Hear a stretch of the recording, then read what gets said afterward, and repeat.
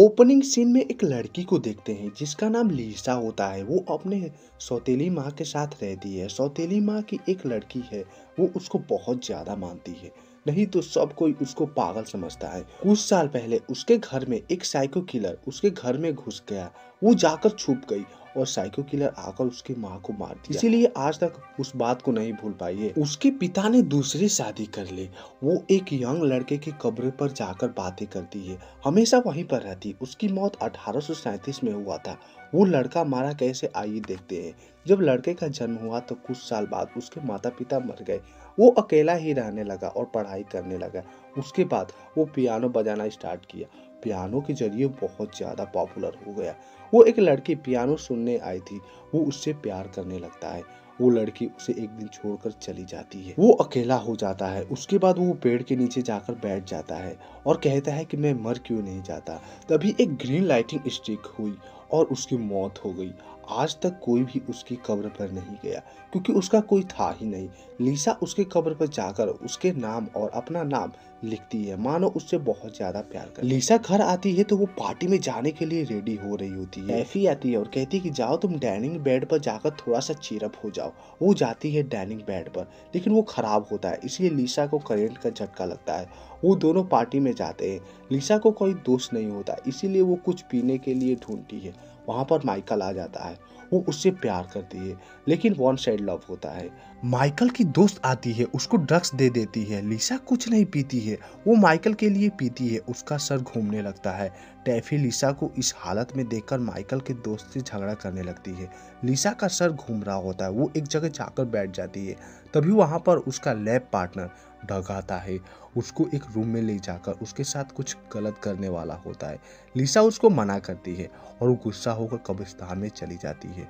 उस कब्र के पास जाकर कहती है कि काश मैं तुम्हारे साथ होती। वहां पर तूफान आने लगता है। वो घर जाती है, बाथरूम का मिरर तोड़ देती है। तभी उस कब्रिस्तान में एक बिजली गिरती है, जिससे वो सेंग मैन जिंदा हो जाता है और उसकी कब्र टूट जाती है।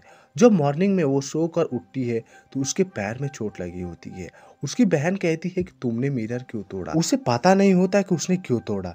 टैफी की माँ बहुत ज्यादा गुस्सा होती है। वो नीचे जाती है और उसकी सौतेली माँ बहुत ज्यादा डांटती है। उसकी सौतेली माँ एक नर्स है जो मेंटल हॉस्पिटल में काम करती है। वो समझती है कि लीसा पागल है और उसे पागल हॉस्पिटल भेजना चाहिए, लेकिन उसकी लड़की मना कर देती है। उसके पिता ज्यादा कुछ नहीं बोलते और कहते हैं कि जाओ बाथरूम में मिरर को साफ करो और मिरर का पैसा तुम खुद भरोगी। लीसा एक पार्ट टाइम जॉब करती है जो कपड़े को सिलना, वैसे तो आप टेलर बोल सकते हो उसको। जब उसके पिता टीवी ऑन करते हैं, उसमें न्यूज आती है कि बिजली गिरने के कारण एक यंग लड़के की कब्र टूट जाती है।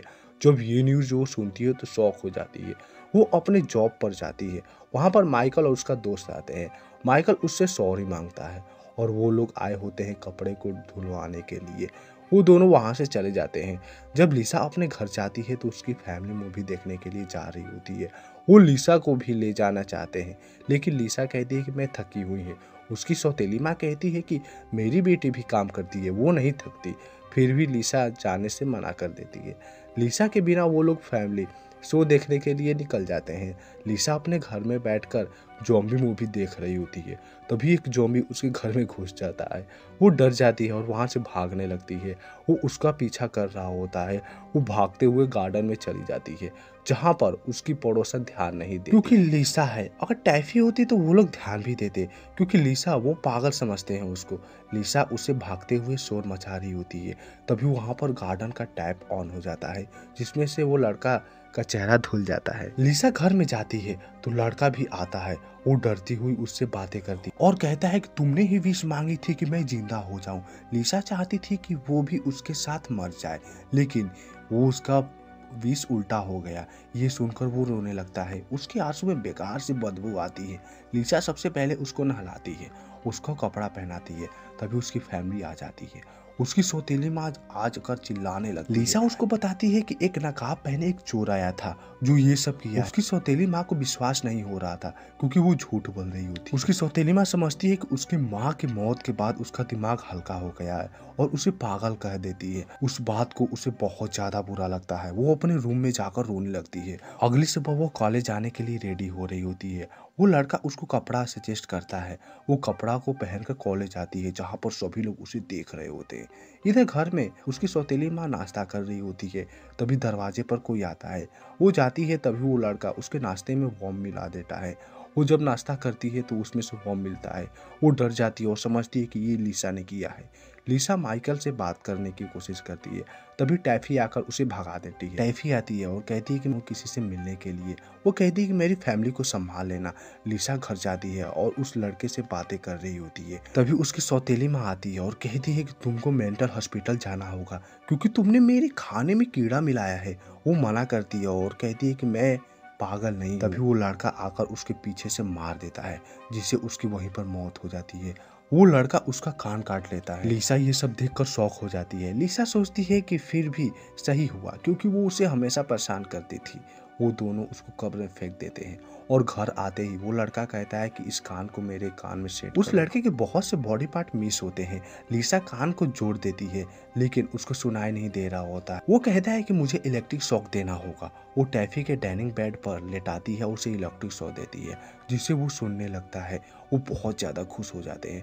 मॉर्निंग में लिसा टैफी का ड्रेस पहनकर कॉलेज जाती है। टैफी के गर्दन पर कुछ होता है। वो उससे पूछती है लेकिन वो नहीं बताती कि क्या है। वो लोग कॉलेज आते हैं। लिसा डग को लेटर लिखती है कि तुम जंगल में आकर मुझसे मिलो।